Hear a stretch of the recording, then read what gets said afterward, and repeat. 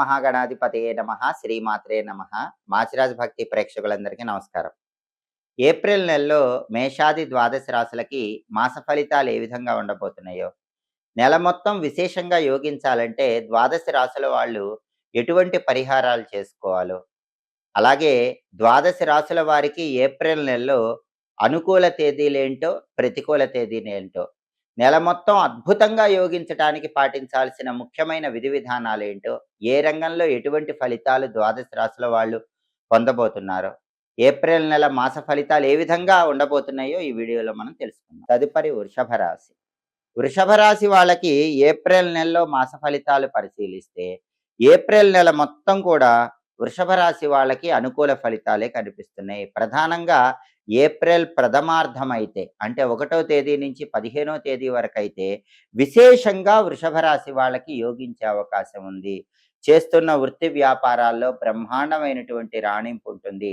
విద్యార్థులు పెద్దగా కష్టపడకుండానే మంచి ర్యాంకులు తెచ్చుకునే అవకాశం, కావలసిన చోట సీట్లు తెచ్చుకునే అవకాశం ఉంది. నిరుద్యోగులైతే ఇంటర్వ్యూలకు వెళితే క్వాలిఫికేషన్‌కి తగిన ఉద్యోగం మంచి ప్యాకేజ్‌తో వచ్చే అవకాశం ఉంది. వ్యాపారస్తులు తిరుగులేని విధంగా వ్యాపార రంగంలో మంచి లాభాలను పొందగలుగుతారు. ఏ రంగమైనా వృషభ రాశి వాళ్ళకి ఏప్రిల్ నెలలో, అందులోనూ ప్రథమార్థంలో చాలా అద్భుతంగా ఉంటుంది. అలాగే ఆరోగ్యం బావుంటుంది. అనారోగ్య సమస్యలేవి ఉండవు. ఇంతకుముందున్న అనారోగ్య సమస్యలు కూడా క్రమక్రమంగా తగ్గిపోతాయి. ఆదాయానికి ఎటువంటి లోటు ఉండదు. ఎప్పుడూ ధనం చేతిలోనే ఉంటుంది. విపరీతమైన ధన ఆదాయాన్ని కూడా అందిపుచ్చుకోగలుగుతారు. ప్రతి పనిలో ధైర్యంతో వృషభ రాశి వాళ్ళు ముందడుగు వేస్తారు. మనోధైర్యం, ఆత్మవిశ్వాసంతో తలపెట్టిన ప్రతి పనిలో కూడా విజయాన్ని సాధించగలుగుతారు. అలాగే వాహన సౌఖ్యం ఉంటుంది. బండి గాని, కారు గాని కొత్తది కొనుక్కోవాలని చేసే ప్రయత్నాలు అనుకూలిస్తాయి. అదేవిధంగా బంధుమిత్రులతో కూడా సఖ్యత పెరుగుతుంది. వాళ్ళతో ఇంతకు ముందున్న విభేదాలు సమసిపోతాయి. సంతాన సౌఖ్యం ఉంటుంది. సంతానం వల్ల కూడా మీకు మనసుకు ఆనందము, ఉల్లాసము కలుగుతూ ఉంటాయి. శత్రువుల మీద విజయం సాధించగలుగుతారు. భయంకరమైన శత్రుబాధలు తొలగింపజేసుకుంటారు. బహిర్గత, అంతర్గత శత్రువులను మిత్రులుగా మార్చుకోగలుగుతారు. అదేవిధంగా కుటుంబ సౌఖ్యం ఉంటుంది. కుటుంబంలో విభేదాలు సమసిపోతాయి. కుటుంబంలో అందరూ ఒకే మాట మీద నిలబడతారు. దానివల్ల కుటుంబంలో సానుకూల వాతావరణం ఏర్పడుతుంది. నూతన పరిచయాల వల్ల లాభాలు కలుగుతాయి. కొత్త వ్యక్తులతో ఏర్పడే పరిచయాలు మీ బంగారు భవిష్యత్తుకు కారణమవుతాయి. అలాగే వివాహాది శుభ కార్యక్రమాలకు హాజరవుతూ ఉంటారు. దూర ప్రాంతాలకు ప్రయాణాలు చేస్తూ ఉంటారు. వాటి వల్ల ప్రయోజనాలు పొందుతారు. ప్రతి పనిలో కూడా విజయం చేకూరుతూ ఉంటుంది. శత్రువులు కూడా మిత్రులుగా మారిపోయి మీకు సహాయం చేయడానికి అవకాశాలు ఎక్కువగా ఉన్నాయి. మొత్తం మీద పరిశీలిస్తే ఏప్రిల్ నెల మొత్తం కూడా వృషభ రాశి వాళ్ళకి పట్టిందల్లా బంగారంలా ఉంటుందని చెప్పటంలో ఏమాత్రము సందేహం లేదు.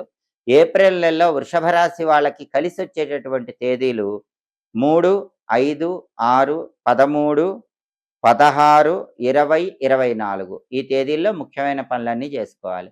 అలాగే ఏప్రిల్ నెలలో వృషభ రాశి వాళ్ళకి కలిసి రాని తేదీలు, ప్రతికూల తేదీలు 8, 10, 11, 18, 22, 26, 28. అనుకూల తేదీల్లో ముఖ్యమైన పనులన్నీ చేసుకోండి. ప్రతికూల తేదీల్లో ఎలాంటి పనులు చేయకండి. వృషభ రాశి వాళ్ళకి ఎంత అద్భుతంగా ఏప్రిల్ నెల ఉన్నప్పటికీ కూడా దృష్టి దోషం తగిలే సూచనలు ఉన్నాయి కాబట్టి, అంతా అనుకూలంగా ఉంది కాబట్టి దిష్టి తగిలే అవకాశం, ఎదుటి వాళ్ళ ఏడుపు పెరిగే సూచనలు ఎక్కువగా ఉన్నాయి కాబట్టి అవన్నీ తొలగింపజేసుకొని దృష్టి దోషాలను అధిగమించటానికి నరసింహస్వామి ఆలయ దర్శనం చెయ్యండి. లక్ష్మీ నృసింహ కరావలంబ స్తోత్రాన్ని వినండి. ప్రతిరోజు ఓం నమో నారసింహాయ అనే మంత్రాన్ని 21 సార్లు పఠించండి. దీనివల్ల ఎటువంటి దృష్టి దోషాలు లేకుండా ఇంకా అద్భుతంగా ఏప్రిల్ నెలలో వృషభ రాశి వాళ్ళు మంచి శుభ ఫలితాలను సిద్ధింపజేసుకోవచ్చు. చాలా మందికి ఆధునిక కాలంలో పెళ్లిళ్ళు ఆలస్యం కావటం, భార్యాభర్తల మధ్య సమస్యలు విడాకుల వరకు వెళ్ళటం, కుటుంబ కలహాలు ఎక్కువగా ఉండటం, మనశ్శాంతి లేకపోవటం, సంపాదించిన డబ్బు నిలబడకపోవటం, ఇటువంటి సమస్యలు ఎక్కువగా ఉన్నాయి. దానికి కారణం జాతకాల్లో కాలసర్ప దోషాలు ఉండటమే. ఈ కాలసర్ప దోషాలు ఎందుకు వస్తాయంటే, వంశంలో 7 తరాల్లో ఎవరైనా పాములకు అపచారం చేస్తే కాలసర్ప దోషాలు వస్తాయి. పావుల్ని కర్రలతో కొట్టడం, పావుల్ని చంపటం, ప్రత్యేకంగా నాగుపాముని చంపటం, ఇటువంటివి ఏమైనా చేస్తే వంశంలో 7 తరాల్లో ఆ వంశంలో ఎవరికైనా పుట్టినప్పుడు జాతకంలో కాలసర్ప దోషాలు వస్తాయి. కాలసర్ప దోషం అంటే ఏంటంటే, జన్మకుండలి జాతక చక్రంలో రాహువు ఒకవైపు, కేతువు ఒకవైపు ఉన్నప్పుడు, ఆ రాహుకేతువుల మధ్యలోనే మిగిలిన గ్రహాలన్నీ ఉండిపోతే దాన్ని కాలసర్పదోషం అంటారు. చంద్రుడొక్కడు మాత్రం బయటుండొచ్చు.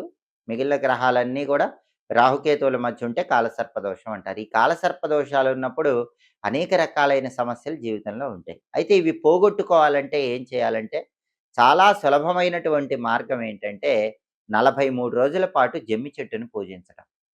జమ్మి చెట్టును ఎవరైతే 43 రోజులు పూజించి, అంటే రోజు జమ్మి చెట్టు దగ్గరకు వెళ్లి, జమ్మి చెట్టు దగ్గర దీపం పెట్టుకొని నువ్వుల నూనెతో, జమ్మి చెట్టుకు ఒక 21 ప్రదక్షిణలు గాని, 11 ప్రదక్షిణలు గాని చేయటం చేస్తే, 43 రోజులు పూర్తయిన తర్వాత 44 రోజు జమ్మి చెట్టు దగ్గర దీపం పెట్టాక, అక్కడ చుట్టుపక్కల ఎవరికైనా సరే గోధుమ పిండితో చేసిన పదార్థాలు మీ చేత్తో కొంతమందికి పంచిపెడితే కాలసర్ప దోష తీవ్రత తగ్గుతుంది.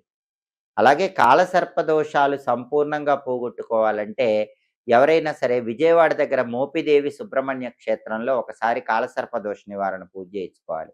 లేదా కుక్కే సుబ్రహ్మణ్య క్షేత్రంలో ఆశ్లేష బలి పూజ చేయించుకోవాలి. ఈ రెండిట్లో ఏ పూజ చేయించుకున్నా కాలసర్పదోషం నుంచి సులభంగా బయటపడొచ్చు. అదిచ్చే ఇబ్బందులను అధిగమించవచ్చు. అయితే ఆ పూజలు చేసుకోలేని వాళ్ళు సులభంగా కాలసర్పదోషం నుంచి బయటపడాలంటే ఓం అస్థికమాతాయై నమః, ఓం జరత్కారు ప్రియాయై నమః. ఈ 2 మంత్రాలు రోజు ఉదయం స్నానం చేశాక 21 సార్లు చదువుకోండి.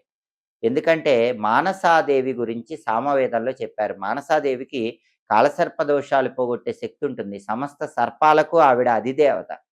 అందువల్ల మానసాదేవికి సంబంధించిన ఓం అస్థికమాతాయై నమః, ఓం జరత్కారు ప్రియాయై నమః అనే 2 మంత్రాలు రోజు చదువుకుంటూ ఉంటే దాదాపుగా కాలసర్పదోష ప్రభావం తగ్గిపోతుంది. అలాగే కాలసర్పదోషాలన్నీ పోగొట్టుకోవాలంటే పరమేశ్వరుడికి ఒకసారి నాగాభరణం చేయించి దేవాలయంలో సమర్పించండి. రాగి లేదా ఇత్తడి లేదా పంచలోహాలతో ఒక సర్పం పడగ లాంటి దాన్ని చేయించి శివాలయంలో ఈశ్వరుడికి సమర్పిస్తే చాలా మంచిది. సంపూర్ణంగా కాలసర్పదోషాల నుంచి బయటపడొచ్చు. అలాగే కాలసర్పదోషాలేవి దరిచేరకుండా ఉండాలంటే వీలైనప్పుడల్లా మంగళవారం పూట జంటనాగుల విగ్రహాలకు పాలు పోయటం, ఆ విగ్రహాల తోకల దగ్గర తమలపాకులో బెల్లం ముక్క నైవేద్యం పెట్టి ప్రదక్షిణలు చేయటం, ఇటువంటివి చేస్తే కూడా కాలసర్ప దోషాలు తగ్గిపోతాయి. పరమేశ్వరుడు సర్పాలనే ఆభరణాల్లాగా ధరిస్తాడు. అటువంటి పరమేశ్వరుడికి తేనెతో అభిషేకం తరచుగా చేస్తూ ఉంటే కూడా కాలసర్ప దోషాలన్నీ తొలగిపోతాయి. పరమశివుడికి తేనెతో అభిషేకం చేసుకోవటం, దాంతో పాటుగా సోమవారం రాహుకాలంలో శివాలయ ప్రాంగణంలో దీపాలు వెలిగించడం ద్వారా కూడా కాలసర్ప దోష తీవ్రతను తగ్గింపజేసుకోవచ్చు. సోమవారం ఉదయం పూట 7:30-9 గంటల మధ్య ప్రాంతంలో రాహుకాలం ఉన్న సమయంలో శివాలయ ప్రాంగణంలో నిమ్మ దీపాలు వెలిగించుకోండి. దానివల్ల కాలసర్ప దోషాలన్నీ అధిగమించి విశేషమైనటువంటి శుభ ఫలితాలను సిద్ధింపజేసుకోవచ్చు.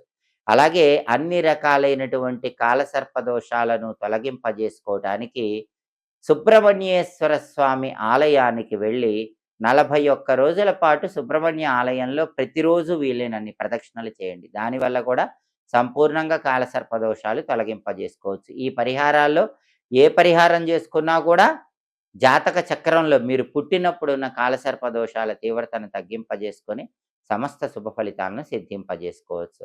అలాగే ఎప్పటికప్పుడు జ్యోతిష శాస్త్రపరంగా దినఫలాలు, మాస ఫలాలు, 10 రోజుల ఫలితాలు, సంవత్సర ఫలితాలు, ఖగోళంలో గ్రహాల సంచారంలో మార్పును బట్టి ఫలితాలు ఇవన్నీ తెలుసుకోవాలంటే మాచిరాజ్ భక్తి ఛానల్ తప్పకుండా చూడండి. మా వీడియోస్ మీకు నచ్చినట్లయితే మా ఛానల్ లైక్ చేయండి, కామెంట్ చేయండి. మా ఛానల్ వీడియోస్ 10 మంది మిత్రులకు షేర్ చేయండి. మా ఛానల్ సబ్స్క్రైబ్ చేసుకోండి. పక్కనున్న బెల్ సింబల్ నొక్కటం మాత్రం మర్చిపోకండి. సర్వే జనాః సుఖినో భవంతు. స్వస్తి.